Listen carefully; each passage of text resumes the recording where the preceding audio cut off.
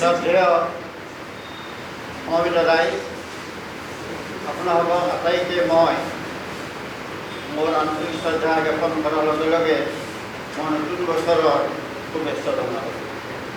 আজি আমাৰ চানভেলী ডায়েবেটিক কেয়াৰৰ নৱম ফুড-ডে। আমাৰ এই প্ৰগ্ৰেম ৰাতিপুৱাৰ পৰা আমাৰ আৰম্ভ হৈছে আৰু এতিয়া আমি আজি কাৰ্যসূচী ৩ নম্বৰত আমাৰ মুকলি সভা আমি আৰম্ভ কৰিম। আপোনালোকৰ আদেশ মৰ্মে মই সভাৰ কাম আৰম্ভ কৰিম বুলি লৈছোঁ। এটা কথা মই ইয়াতে ক'বলৈ বাধ্য যে আমাৰ পৰিচালন সঞ্চালক মাননীয় শ্ৰীযুত অভয় চন্দ্ৰ হাজৰিকা অসুস্থতাৰ কাৰণে তেখেতে আজি আহিব পৰা নাই, তাৰ কাৰণে কথাটো আমি দুঃখিত।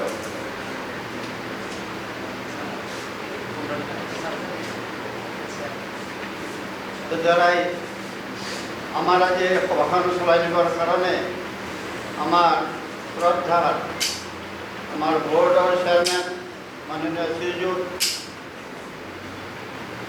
দীপেন শৰ্মাদেৱক নামটো মই সভাপতি হিচাপে মই প্ৰস্তাৱ ৰাখিলোঁ।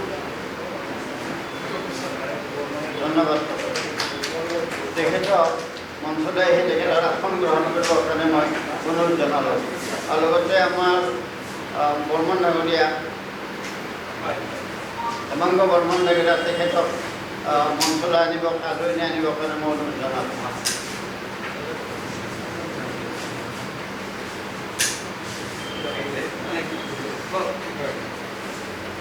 ইয়াৰ পিছত আমাৰ মুখ্য অতিথি আপোনালোকৰে পৰিচিত আমাৰ শ্ৰীমন্ত শংকৰদেৱ, আমাৰ চিফ গেষ্ট হিচাপে আজিকালি শংকৰদেৱ, আমাৰ বিশ্ববিদ্যালয়ৰ উপাচাৰ্য মাননীয় অৰুপ কুমাৰ বৰ্মন, তেখেতক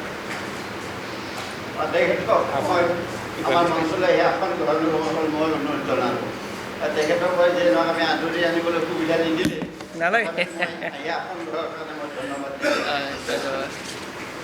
এতিয়া আমি আৰম্ভ কৰিবলৈ গৈছোঁ। আমাৰ সভাপতিক এখন ফুলাম গামোচাৰে আদৰণি জনাব, খবৰ জনাব আমাৰ এই সহকৰ্মী মিছ নিতিশা মেধি।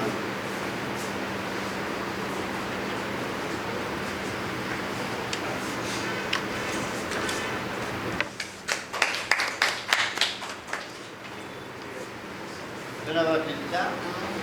ইয়াৰ পিছত আমাৰ মুখ্য উপদেষ্টা আমাৰ ডক্টৰ বৰ্মন দেৱক সম্বৰ্ধনা এখন ফুলাম গামোচাৰে সম্বৰ্ধনা জনাব বেলিমণি দাস। বেলিমণি দাস আমাৰ মুখ্য অতিথি ডক্টৰ ভ্ৰমণ চাব।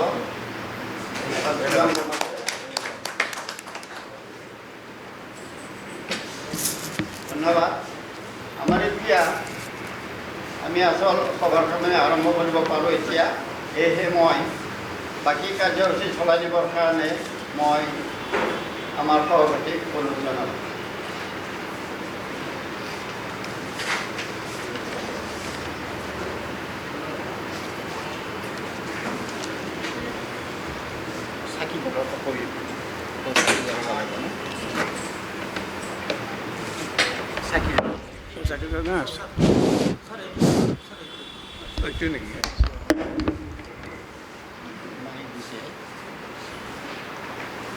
আজিৰ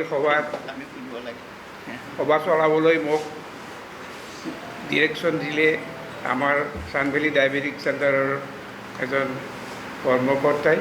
তেখেতক ধন্যবাদ দিলোঁ। লগতে মোক যিয়ে সমৰ্থন কৰিলে আজি মিটিংখন চলাবলৈ, তাকো মই ধন্যবাদ দি আজিৰ কাৰ্যসূচী আৰম্ভ কৰিম বুলি ভাবিছোঁ। ইয়াৰ পিছৰ অনুষ্ঠান আছে লাইটিং অফ চেৰিমনিয়েল লেম্প।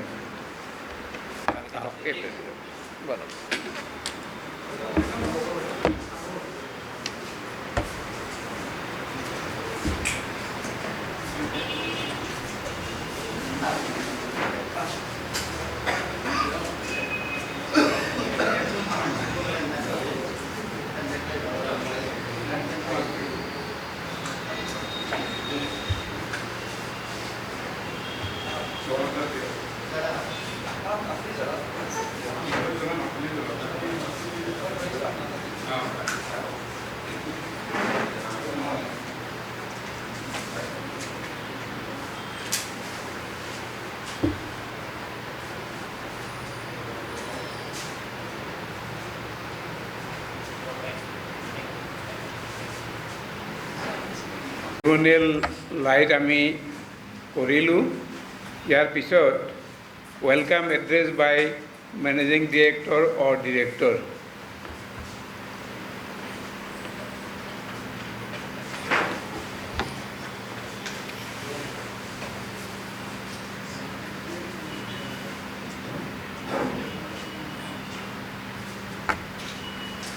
চানবেলি হস্পিটালৰ নৱম বাৰ্ষিক ডায়েবেটিছ ফুড ডে 23 এপ্ৰিল 2000 মুকলি সভা। আদৰণি ভাষণ। আজিৰ সভাৰ শ্ৰদ্ধেয় সভাপতি মহোদয়, মঞ্চত উপবিষ্ট মুখ্য অতিথি শ্ৰীমন্ত শংকৰদেৱ বিশ্ববিদ্যালয়ৰ উপাচাৰ্য পৰম শ্ৰদ্ধাৰ ডাক্তৰ অনুপ কুমাৰ বৰ্মন, সভাত উপস্থিত সন্মানীয় জ্ঞানী গুণী ব্যক্তিসকল, আইসকল, চানভেলীৰ সন্মানীয় চিকিৎসকবৃন্দ, উপস্থিত কৰ্মচাৰীসকল আৰু শ্ৰদ্ধেয় সাংবাদিক বন্ধুসকল, আপোনালোক আটাইলৈ আমাৰ শ্ৰদ্ধা, নতুন বছৰৰ শুভেচ্ছা নিবেদন কৰাৰ লগতে আজি নৱম বাৰ্ষিক ডায়েবেটিছ ফুড ডেৰ মুকলি সভালৈ আদৰণি জনালোঁ। শ্ৰদ্ধা ৰাইজ, আমি আপোনালোকক জনাবলৈ পাই সুখী হৈছোঁ যে আমাৰ হস্পিটেলৰ জন্মলগ্নৰে পৰা ডায়েবেটিছ আৰু ডায়েবেটিছৰ পৰা উদ্ভৱ হোৱা আনুষংগিক সকলো ৰোগৰ চিকিৎসাৰ দ্বাৰা অসম তথা উত্তৰ পূব ভাৰতৰ ৰোগীসকলক সকাহ দিবলৈ প্ৰচেষ্টা কৰি আহিছোঁ। সুদীৰ্ঘ 23 বছৰে হাজাৰ হাজাৰ ৰোগীক চিকিৎসা সেৱা আগবঢ়াই আমি কৃতাৰ্থ হৈছোঁ। ডায়েবেটিছ ৰোগীৰ ভৰিত হোৱা বা আঘাতৰ ভয়াৱহতাৰ বিষয়ে আমি 2003 চনতে উপলব্ধ হৈছিলোঁ। তেতিয়াই আমি ডাক্তৰ সুধীৰ কুমাৰ জোনৰ সান্নিধ্য লৈ আহি তেখেতৰ কৰ্মস্পৃহাৰ লগতে ৰোগ আৰু ৰোগীৰ প্ৰতি থকা ঐকান্তিকতা দেখি আমি মুগ্ধ হৈছিলোঁ।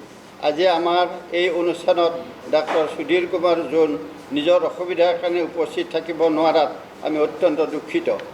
চৰকাৰী চাকৰিৰ ব্যস্ততাৰ মাজে সময়ে তেখেতে আমাৰ কেন্দ্ৰলৈ আহি ডায়েবেটিছ ৰোগীৰ ঘাঁ বা আঘাতৰ চিকিৎসাৰ ব্যৱস্থা কৰিছিল। শেষত তেখেতে 2017 চনত চৰকাৰী চাকৰি বাদ দি আমাৰ কেন্দ্ৰত স্থায়ীভাৱে যোগদান কৰে আৰু 2018 চনত তেখেতৰ পৰিচালনাত আমি centre for diabetes limb complication and foot কেয়াৰৰ শুভ আৰম্ভ কৰা হয়। ডাক্তৰ সুধীৰ কুমাৰ জোনৰ সুদক্ষ হাতৰ স্পৰ্শত আজি অনেক হাজাৰ ৰোগীৰ মুখত হাঁহি বিৰিঙিবলৈ সক্ষম হৈছোঁ। আৰম্ভণিৰ পৰা এতিয়ালৈকে 10,000ৰো অধিক ডায়েবেটিছ ৰোগীৰ ভৰিত হোৱা ঘা বা আঘাতৰ চিকিৎসা সেৱা আমি আগবঢ়াই আছোঁ। ৰোগীৰ জীৱনক প্ৰাধান্য দি এতিয়ালৈকে প্ৰায় 50ৰো অধিক ভৰি কাটি পেলাবলগীয়া হৈছে। শ্ৰদ্ধা ৰাইজ, মহামাৰী সদৃশ ডায়েবেটিছ ৰোগৰ যথাযোগ্য চিকিৎসাৰ বাবে চৰকাৰী বা বেচৰকাৰীভাৱে বিশেষ ব্যৱস্থা লোৱা আমাৰ চকুত পৰা নাই। সুদীৰ্ঘ 23 বছৰ জুৰি আমাৰ সীমিত শক্তিৰে এই মহামাৰীৰ বিপক্ষে আমি যুদ্ধ চলাই আছোঁ। তথাপি এই মহামাৰী ৰোগ দিনে দিনে বাঢ়ি গৈ আছে আৰু এতিয়া প্ৰায় মানুহৰ ঘৰতে ডায়েবেটিছ ৰোগে আক্ৰমণ কৰি আছে। ডায়েবেটিছ ৰোগ বাঢ়ি অহাৰ লগে লগে উপযুক্ত জ্ঞানৰ অভাৱত ৰোগীৰ ভৰিত বা সংক্ৰমণৰ সংখ্যাও বাঢ়ি গৈ আছে। আমাৰ সীমিত শক্তিৰে সমগ্ৰ উত্তৰ পূৰ্বাঞ্চলতে ডায়েবেটিছ ৰোগীৰ এই ঘাতক ৰোগৰ বিষয়ে মানুহক সজাগ কৰিবলৈ চেষ্টা কৰি আহিছোঁ। কিন্তু এই ৰোগৰ ভয়াৱহতাৰ বিষয়ে মানুহ একেবাৰে অজ্ঞ আৰু সকলো চিকিৎসকৰ বোধগম্য হোৱা দেখা নাযায়। আমাৰ কেন্দ্ৰৰ দ্বাৰা ডায়েবেটিছ ফুড ডে পালন কৰাৰ প্ৰধান উদ্দেশ্য হৈছে জনগণক এই বেমাৰ ভয়াৱহতাৰ বিষয়ে সজাগ কৰি যথাযোগ্য তাৎক্ষণিক চিকিৎসা সাহায্য ল'বলৈ আহ্বান জনোৱা।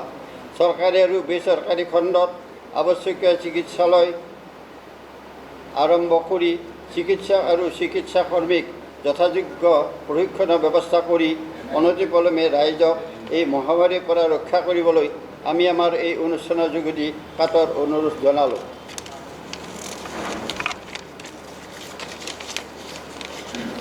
শ্ৰদ্ধা ৰাইজ, অনেক ব্যস্ততাৰ মাজতো আমাৰ এই অনুষ্ঠিত অনুষ্ঠানত যোগদান কৰাৰ বাবে আমি আপোনালোকক অশেষ ধন্যবাদ দিয়াৰ লগতে আপোনালোকৰ আশীৰ্বাদ আমি সবিনয়ে কামনা কৰিলোঁ। নমস্কাৰ। ইতি শ্ৰী ৰজনীকান্ত শৰ্মা, সঞ্চালক, চানভেলী হস্পিটেল, গুৱাহাটী। ধন্যবাদ।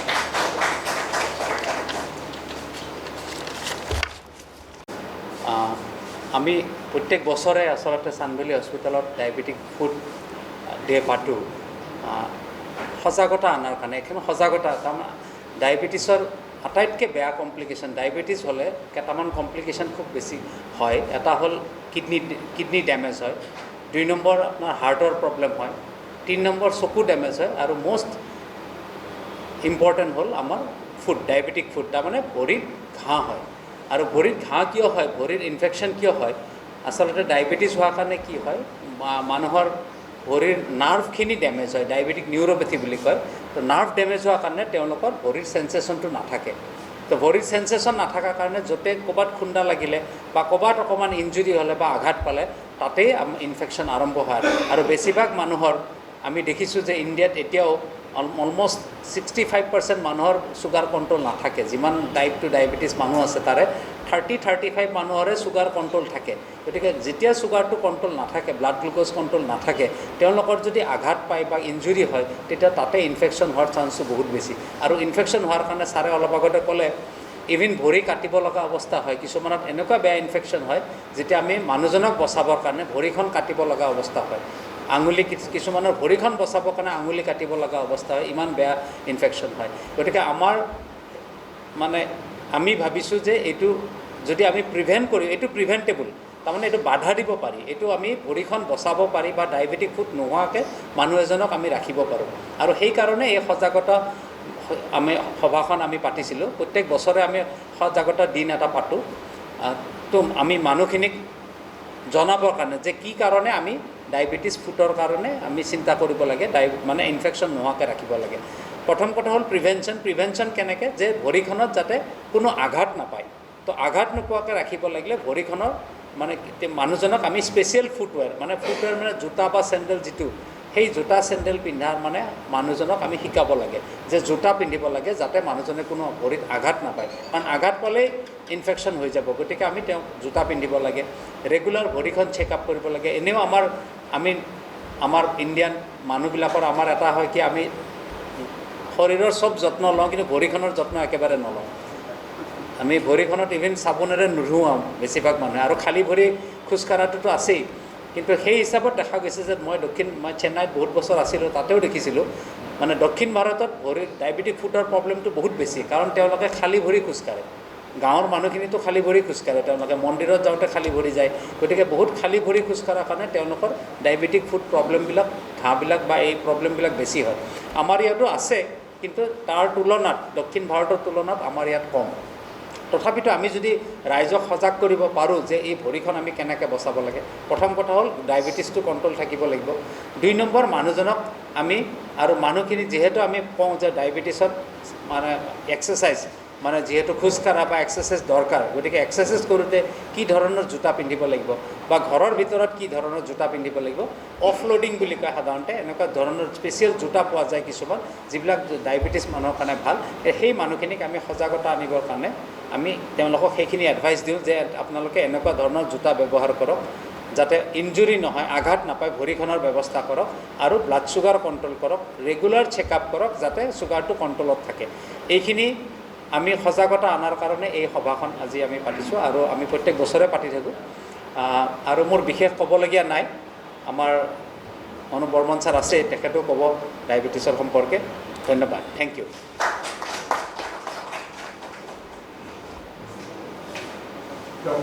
সভাৰ সভাপতি ডাঙৰীয়া, বিশিষ্ট chief guest doctor Anup Barman ডাঙৰীয়া, আৰু আমাৰ চানভেলী হস্পিটেলৰ এক্সিকিউটিভ ডাইৰেক্টৰ ৰজনী শৰ্মা, আৰু আজিৰ সভাত উপস্থিত আমাৰ হস্পিটেলৰ ষ্টাফ আৰু সংবাদ মাধ্যমৰ ব্যক্তিসকল। আজি আমাৰ এইটো 9th ডায়েবেটিক ফুড ডে। আমি আগৰকেইটা ফুড ডে হস্পিটেলতে পালন কৰি আহিছিলোঁ, কিন্তু অলপ বিশেষ অসুবিধাৰ কাৰণে আমি এইবাৰ ইয়াতে কৰিব লগা হ'ল। আৰু এই বিশেষ ডায়েবেটিক ফুড ডে সম্পৰ্কে মই আচলতে বিশেষজ্ঞ চিকিৎসক নহয়। বিশেষজ্ঞ চিকিৎসকসকলে চিকিৎসকজনেহে আচলতে ডায়েবেটিক ফুটৰ সম্পৰ্কে ভালকৈ ক'ব পাৰে। মই এজন ইণ্টাৰনেল মেডিচিনৰ চিকিৎসক হিচাপত মই 10 বছৰে চানবেলি হস্পিটেলত যিটো দেখিলোঁ ডায়েবেটিক ফুটৰ কেয়াৰ সম্পৰ্কে, সেই বিষয়ে অকণমান মই ক'বলৈ বিচাৰিছোঁ। ডায়েবেটিক ফুটৰ বিষয়ে অকণমান আগতে আমাৰ ডাক্তৰ হেমাংগ বৰ্মনে বহুতখিনি কথা কৈ গ'ল।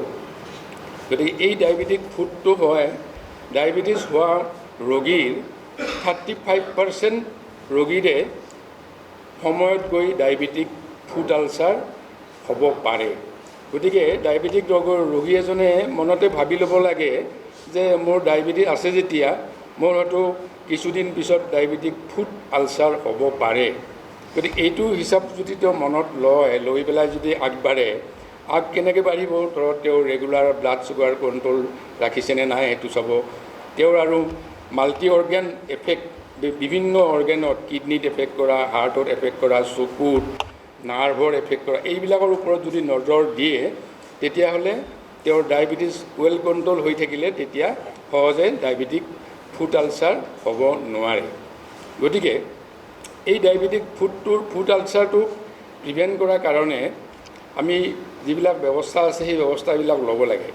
কাৰণ ডায়েবেটিক ফুটটো প্ৰথমতেই ডায়েবেটিছ ৰোগীজনে ধৰিবই নোৱাৰে, কাৰণ ইয়াৰ ফুট আলচাৰৰ যিমানকেইটা গ্ৰেডিং আছে এই গ্ৰেডিঙৰ 0 গ্ৰেডটোতো মানুহজনে ধৰিবই নোৱাৰে যে তেওঁৰ ভৰিত কিবা আলচাৰ হ'ব পাৰে বা হ'ব, একো গম নাপায়। কাৰণ সেই গ্ৰেডৰ মানুহজনে তেওঁৰ ডায়েবেটিক ফুট আলচাৰ হোৱাৰ ৰিস্কত থাকে।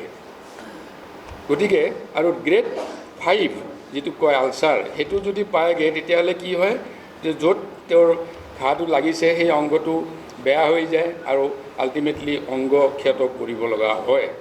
গতিকে এইটো খুব ডাঙৰ প্ৰব্লেম। আৰু এইটোৰ পৰাই গৈ তেওঁৰ গোটেই বডিতে ইনফেকশ্যন হৈ চেপচিছ হৈ যাব পাৰে। যে চেপচিছ হৈ গ'লে ডায়েবেটিছ যদি কণ্ট্ৰল ভালকৈ নাথাকে তেতিয়াহ'লে ইও এটা মৃত্যুৰ এটা কাৰণ হ'ব পাৰে। গতিকে এই ডায়েবেটিক ফুট আলচাৰটো মেইনলি 3টা কাৰণতে হয়। যে ইয়াত আমাৰ যিটো নাৰ্ভত ডায়েবেটিছ হোৱাৰ কাৰণে যিটো নাৰ্ভত এফেক্ট কৰে, সেই নাৰ্ভটো এফেক্ট হোৱাৰ কাৰণে ভৰিৰ চেনচেশ্যনটো কমি যায়, নাথাকে, আৰু মাচুলবিলাকৰ পাৱাৰটো কমি যায়। আৰু কি হয়, অট'নমিক নিউৰ'পেথি বুলি বস্তু এটা হয়। সেই নিউৰ'পেথি হ'লে কি হ'ব, ভৰিখন ড্ৰাই হ'ব, তেওঁ পেচেণ্টে নিজে গমেই নাপাব, আৰু কিছুমান ক্ৰেক ফাটিব ধৰে। সেই বস্তুবিলাক যদি তেওঁ ৰোগীজনে নজৰ দিয়ে তেতিয়াহ'লে আৰম্ভণিতে নজৰ দিলে তেওঁ ডায়েবেটিছ ঘাটো আৰু বাঢ়ি যোৱাৰ পৰা হাত সাৰিব পাৰে। গতিকে এইবিলাকৰ ক্ষেত্ৰত আৰু এটা হয় কি, ভাস্কুলাৰ ছাপ্লাই, তেজৰ চলাচল। যে ডায়েবেটিছৰ এটা কমপ্লিকেশ্যনে হ'ল কি যে তেজৰ নলীবিলাক সৰু হৈ যায়, ঠেক হৈ যায়। যেতিয়া তেজৰ নলীবিলাক ঠেক হৈ যাব তেতিয়া তেজৰ চলাচল কমি যায়। তেজৰ চলাচল কমি গ'লে ডায়েবেটিছৰ কাৰণে যেতিয়া ঘাঁ হ'ব তেতিয়া তাত ইনফেকশ্যন হ'ব, তাত বেক্টেৰিয়াৰ কাৰণে ইনফেকশ্যন হ'ব। এই ইনফেকশ্যনটোত যুঁজিবলৈ ছাফিচিয়েণ্ট তেজৰ যোগান নধৰে, ব্লাড চাৰ্কুলেশ্যন কমি যোৱাৰ কাৰণে ইনফেকশ্যনটো বেছি স্প্ৰেড কৰে। আৰু তাৰপিছতে তেওঁৰ ভৰিত যদি কিছুমান ডিফৰ্মিটি থাকে, আগৰ ভৰিখন ডিফৰ্ম, বা কেতিয়াবা দেখি যে নখচুকীয়া বুলি কোৱা যায়, নখচুকীয়া সাধাৰণ বস্তু সেইটো হয়। সেইটোৰ পৰা হৈয়ে তেওঁৰ পিছত গৈ গোটেই বডিত হয়তো চেপচিছ হৈ যাব পাৰে, তেওঁ যদি বুজি নাপায় বস্তুটো। তেনেকৈ আৰু কিছুমান মেকানিকেল প্ৰেছাৰ থাকে, প্ৰেছাৰ পইণ্ট কিছুমান থাকিলে কেলাছ ফৰ্মেশ্যন হয় জোতা পিন্ধোতে, সেই কেলাছটোৱে গৈ পিছত গৈ ডাঙৰ আলচাৰত পৰিণত হ'ব পাৰে। গতিকে ৰোগীৰ সজাগতাটোৱে বহুত ডাঙৰ কথা। ৰোগীয়ে যদি সজাগ হৈ যদি ঠিকমতে চায়, নিয়মটো এনেকুৱা যে প্ৰতিজন ডায়েবেটিক ৰোগীয়ে তেওঁ নিজৰ ভৰি দুখন অন্ততঃ ডেইলি এবাৰ চাব লাগে কি অৱস্থাত আছে। তেওঁ যদি চাবলৈ অসুবিধা হয় তেওঁ আইনা লগাই পেলাইও হয়তো চাব পাৰে, যাতে সেইটো চোৱা অভ্যাস কৰিলে কি হ'ব, যদি তাত কিবা ডেফিচিট দেখে তেতিয়াহ'লে সেইমতে ট্ৰিটমেণ্ট কৰিব পাৰে। গতিকে আৰু ডাক্তৰৰ ওচৰত যাব লাগিব। কিন্তু আমাৰ এটা মেইন প্ৰব্লেম এটা হৈছে কি যে প্ৰাইমেৰী কেয়াৰ ফিজিচিয়ান, প্ৰথম যিজন ডাক্তৰে ডায়েবেটিক ৰোগী এটাক চায় তেওঁৰ দায়িত্ব বহুত। তেওঁ যদি পেচেণ্টজনক আৰম্ভণিতে ডায়েবেটিক ফুটৰ সম্পৰ্কে একো নকয় বা পৰীক্ষা নকৰে তেতিয়াহ'লে ভৱিষ্যতে গৈ সেই মানুহজনে ফুটৰ সম্পৰ্কে কোনো সজাগতা নাথাকি পেলাই গৈ তেওঁৰ পিছত ডায়েবেটিক ফুট আলচাৰ হ'ব পাৰে। তেনেকৈ হয় কেতিয়াবা মানুহে খালী ভৰিৰে খোজকাঢ়াৰ ফলত তাত দুখ পায়, ইঞ্জুৰি হয়, সেই ইঞ্জুৰিবিলাক গমেই নাপায় কাৰণ ভৰিখনৰ চেঞ্চেশ্যন কমি যায়। কেতিয়াবা নিগনিয়ে কামুৰি দিয়ে, নিগনি কামোৰাটোতো গমেই নাপায়, নিগনি ৰাতি কামুৰি থৈ গৈছে, পিছত সেইটো ইনফেকশ্যন হৈ পেলাই আল্টিমেটলি যদি ডাক্তৰৰ ওচৰত নাযায় তে বডিত চেপচিছ হৈ যাব পাৰে। চেপচিছ হৈ গ'লে তেওঁক বচোৱাটো বহুত জটিল হয়। গতিকে এই গোটেইখিনি কথা নিৰ্ভৰ কৰে পেচেণ্টজনৰ সজাগতাৰ ওপৰত। তেওঁ যদি সম্পূৰ্ণ সজাগ হৈ থাকে এই বেমাৰটো সম্পৰ্কে, যদি জানে যে ডায়েবেটিক ফুট হ'লে বহুত প্ৰব্লেম হয়, কাৰণ ডায়েবেটিক ফুটৰ পৰা আল্টিমেটলি গৈ এম্পুটেশ্যন কৰিব লগা হয়। এম্পুটেশ্যনত কৰিলে এটা আঙুলি কাটিছে সেইটো বুলি নহয়, কেতিয়াবা গোটেই ভৰিখন নি জইণ্টৰ তলৰ পৰা কাটি দিব লগা হয়। তেনেকুৱা অৱস্থা তাত গ'লে যোৱাৰ পিছত সেই মানুহজনৰ আকৌ মৰ্টেলিটিটো বহুত কমি যায়। তেওঁ মানে 5 বছৰৰ যিটো মৰ্টেলিটি 60%ত পৰেগৈ। তেওঁ 5 বছৰ অংগ ক্ষত কৰাৰ পিছত জীয়াই থকাৰ হাৰটোৱে 60% মানুহ ঢুকাই যায়, মৰি যায়। গতিকে এই ক্ষেত্ৰত অংগ ক্ষত যাতে নহয় সেই বস্তুটোৰ প্ৰতি নজৰ ৰাখিব লাগে। এতিয়া এই ডায়েবেটিক ফুট সম্পৰ্কে আমাৰ হস্পিটেলত যথেষ্ট চিকিৎসা কৰা হয়। এই সম্পৰ্কে সেই চিকিৎসাৰ পদ্ধতিৰ বিষয়ে মই ডিটেইলছ ক'বলৈ নাযাওঁ, কাৰণ কিয় বিশেষজ্ঞ চিকিৎসকেহে ক'লেহে বেছি ভাল হয়। মেইনলি হয় কি আমাৰ তাত মানে অফলোডিং কৰা যায়, অফলোডিং অফ প্ৰেছাৰ অফলোডিংটো কৰাৰ কাৰণে আমি টোটেল কণ্টেক্ট ক্লাছ লগোৱা যায় যাতে ভৰিখনত কোনো প্ৰেছাৰ নপৰে, আৰু দৰকাৰ হ'লে পেচেণ্টটোৱে ক্ৰাটছো ইউজ কৰিব পাৰে। তাৰপিছত ডেব্ৰিটমেণ্ট কৰা যায়। ডেব্ৰিটমেণ্ট মানে কি, যিখিনি অংগ বেয়া হৈ গৈছে, পচি গৈছে, নষ্ট হৈ গৈছে, সেইখিনি কাটি পেলাই চাফা কৰি দিয়া হয়।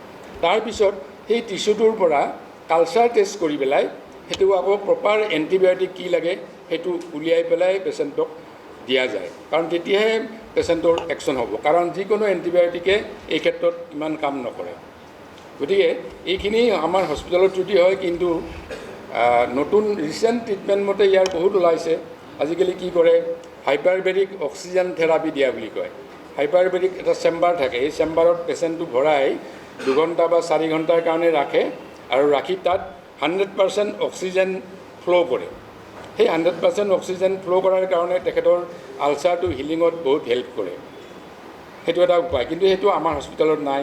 ইয়াৰ পিছত আজিকালি ৰিচেণ্টলি আকৌ ষ্টেম চেল থেৰাপি কৰে, ষ্টেম চেল দিয়া যায়, দি পেলাই থেৰাপি কৰে। আকৌ আমাৰ হস্পিটেলত ইউজুৱেলি হয় কি, যেতিয়া আলচাৰটো হিলিং হৈ আহে তেতিয়া আমাৰ এইটো স্কিন গ্ৰাফটিং কৰা যায়, যাতে ভৱিষ্যতলৈ সেই অংগটো ঠিকে থাকে, বা অংগ যদি এটা আঙুলি এটাও যদি কাটি দিয়া যায় সেইখিনি আমি স্কিন গ্ৰাফটেৰে মেনেজ কৰোঁ, যাতে আৰু বেলেগ আঙুলিত স্প্ৰেড কৰিব নালাগে।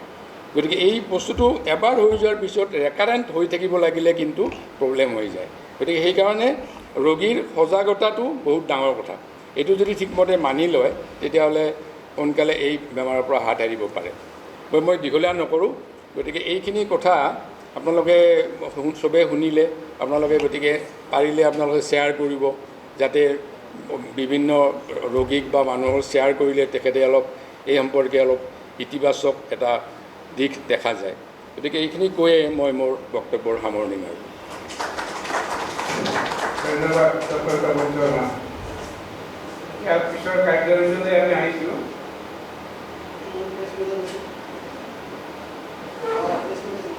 Address by chief guest. আপোনাক মই ৰিকুৱেষ্ট কৰিছোঁ আপুনি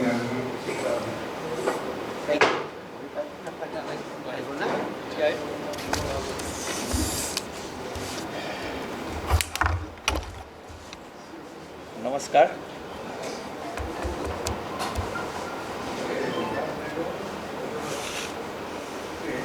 আজি গুৱাহাটীৰ চানভেলী হস্পিটেলৰ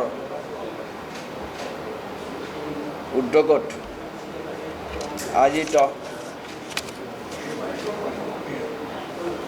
ডায়েবেটিক ফুটৰ ওপৰত যিটো পৰ্যালোচনা কৰিব লগা হৈছে গুৱাহাটী প্ৰেছ ক্লাবত, তাৰ সভাপতি তথা চানভেলী হস্পিটেলৰ সভাপতি ডাঙৰীয়া, শৰ্মা ডাঙৰীয়া আৰু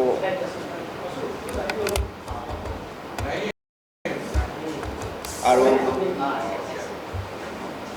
এই চানভেলী হস্পিটেলৰে মেনেজিং ডাইৰেক্টৰ ৰজনী শৰ্মা ডাঙৰীয়া, আজি এই সভাত উপস্থিত গুৱাহাটী প্ৰেছ ক্লাবৰ সমূহ আমাৰ যিসকল বন্ধু সংবাদ মাধ্যমৰ লগত জড়িত বন্ধুসকল আছে আৰু লগত চানভেলী হস্পিটেলৰ চিকিৎসক তথা কৰ্মচাৰীসকল, পোনপ্ৰথমে মই এই হস্পিটেলৰ মোক আজি এই সভাত আমন্ত্ৰণ কৰাৰ কাৰণে মই ধন্যবাদ জ্ঞাপন কৰিছোঁ। আচলতে এইখন মই সজাগতামূলক সভা বুলিহে ক'ব বিচাৰিছোঁ। হ'ব সজাগতামূলক সভা বুলিহে ক'ব বিচাৰিছোঁ। অতি দৰকাৰ যে যিটো বেমাৰৰ ওপৰত আজি আমি বিশেষকৈ আলোচনা কৰিবলৈ ওলাইছোঁ বা আজি প্ৰসংগক্ৰমে আহিছে আমাৰ মাজত, সেইটো হৈছে বহুপুত্ৰ ৰোগৰ এটা ডাঙৰ কমপ্লিকেশ্যন। এইটো হৈছে ডায়েবেটিক ফুড। আমি ডায়েবেটিক ফুড বুলি কওঁ আমাৰ ভাষাত। ডায়েবেটিক ৰোগ এজনৰ ভৰিত যেতিয়া কিছুমান আলচাৰ ডেভেলপ কৰে, বহু ক্ষেত্ৰত হিলিং দেখা নাযায়, লাহে লাহে ভৰিখন মানে পিছলৈ উপক্ৰম হয়, মানে ভৰিখন কাটিব লগা অৱস্থালৈ আহে, তেতিয়া আমি কওঁ ডায়েবেটিক ফুট লছ।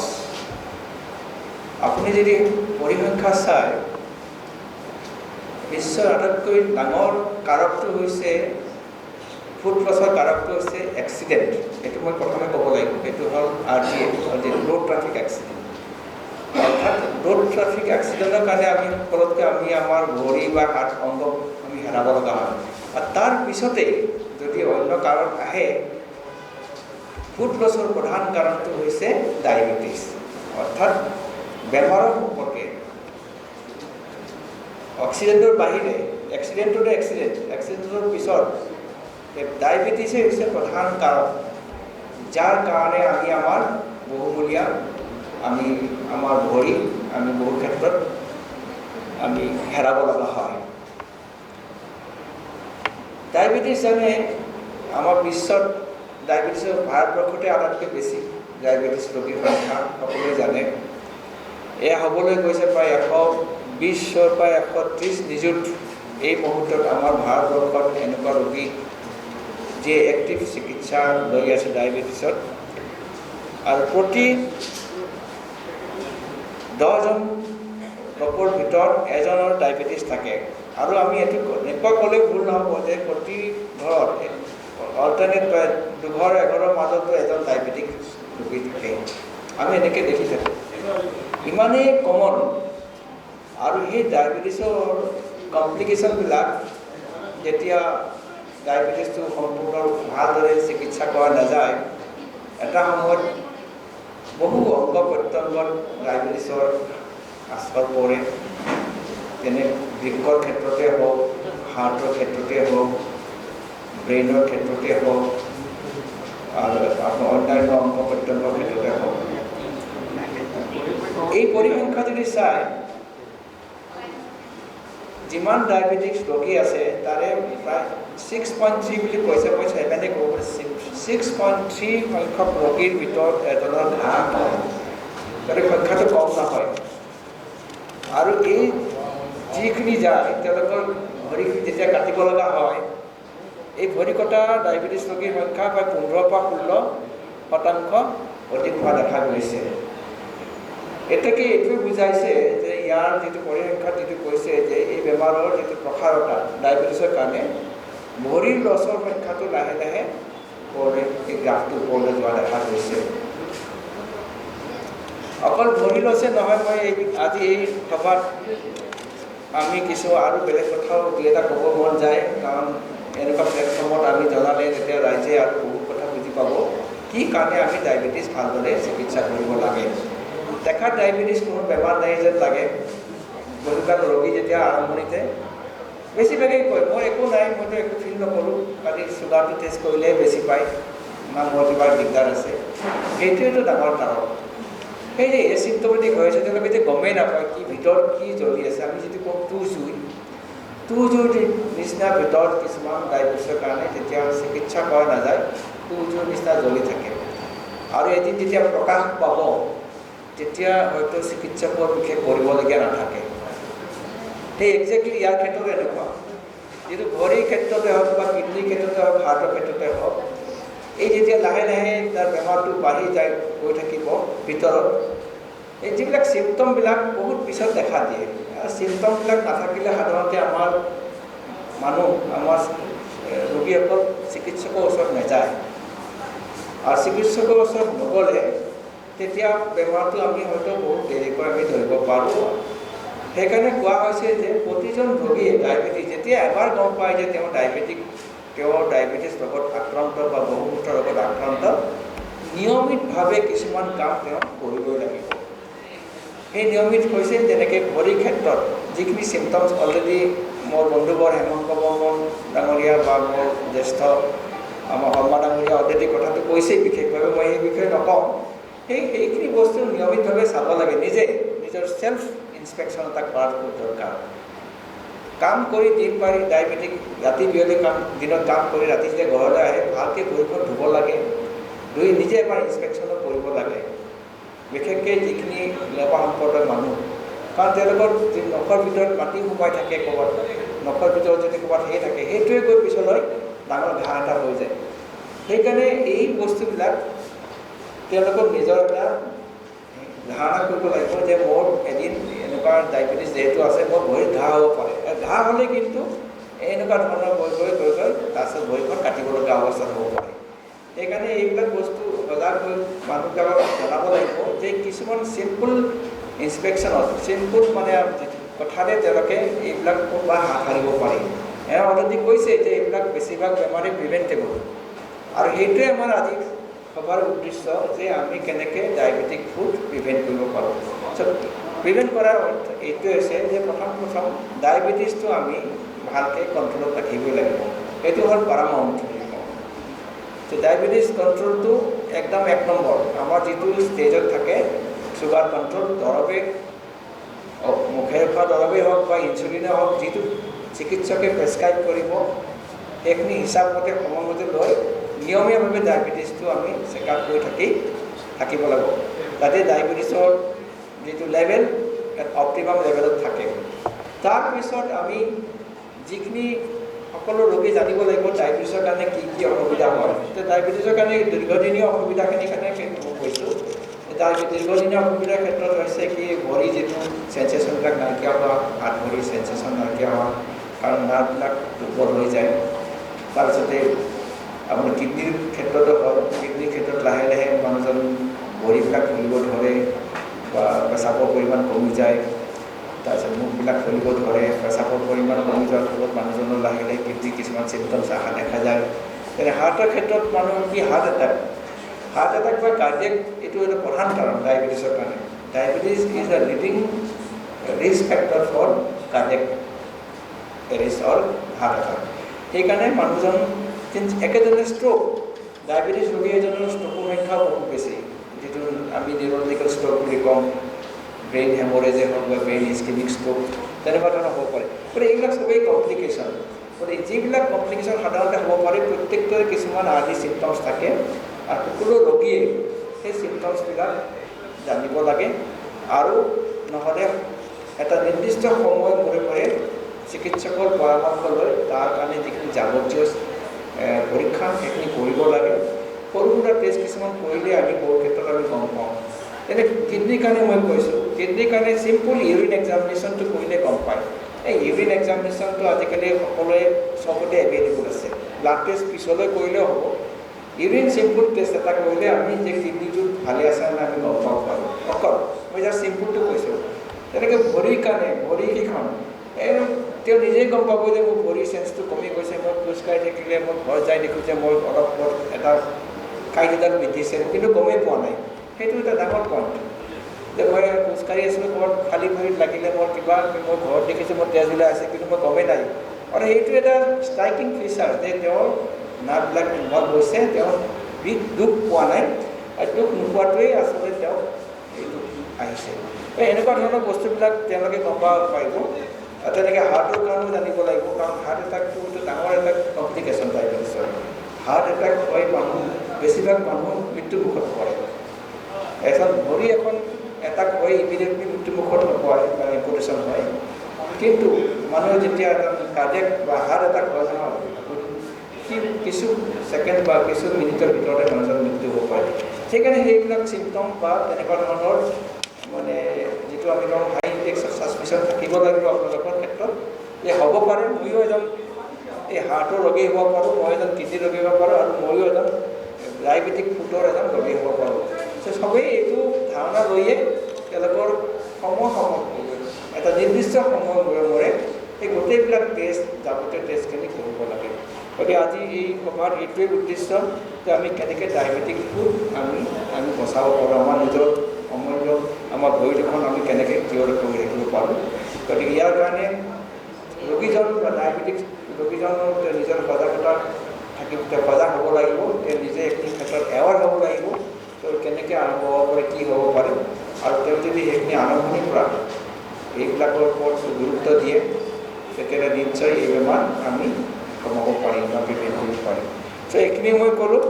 আজি এই সভাখনৰ আয়োজক আমাৰ চান্দবালি হস্পিটেলক মই পুনৰবাৰ ধন্যবাদ জ্ঞাপন কৰিছোঁ। চান্দবালি হস্পিটেলে বহুমূত্ৰ ৰোগৰ ক্ষেত্ৰত বহুখিনি কাম কৰিছে। আজি বহু বছৰৰ পৰা তেওঁলোকে সমাজত কিছু চিকিৎসা দি আহিছে, বিশেষকৈ ডায়েবেটিছৰ লগত সংগতি যিখিনি কমপ্লিকেটেড ফুড আলচাৰৰ ক্ষেত্ৰত ডক্টৰ জৈনে অলৰেডি বহুখিনি কাম কৰিছিল, আৰু মই জৈনকো ধন্যবাদ জ্ঞাপন কৰিছোঁ যে তেখেতৰ নেতৃত্বত চান্দবালি হস্পিটেলত যিখিনি কাম কৰিছে অতুলনীয়। মই নিজে চিকিৎসক হিচাপে জানো, মই বহু ক্ষেত্ৰত জৈনলৈ কিছুমান পেচেণ্ট পঠাইছোঁ, আগতেও পঠাওঁ, কাৰণ ডায়েবেটিক ফুড আলচাৰটো এটা স্পেচিয়েল কেয়াৰৰ দৰকাৰ, খুব ধৈৰ্য লাগিব সেইটো কাৰণে আমি জানো, কাৰণ এজন প্লাষ্টিক চাৰ্জনে হওক বা এজন চাৰ্জনৰ ক্ষেত্ৰত খুব ৰিপিটেড ধৈৰ্য সহকাৰে ৰোগীজন চিকিৎসা কৰিব লাগে, আৰু এই ক্ষেত্ৰত ডক্টৰ জৈনে খুব ভালকৈ কাম কৰি আছে। মই তেখেতক ধন্যবাদ জ্ঞাপন কৰিছোঁ আৰু মই শুভেচ্ছাও জনাইছোঁ। আৰু পুনৰবাৰ চান্দবালি হস্পিটেলৰ এটা মই দীৰ্ঘায়ু কামনা কৰি মই মোৰ বক্তব্য সামৰণি মাৰিছোঁ। ধন্যবাদ।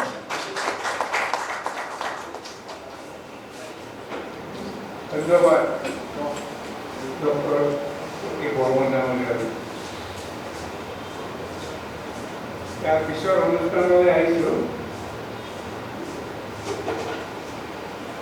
Addressed by the present dignitaries from the audience.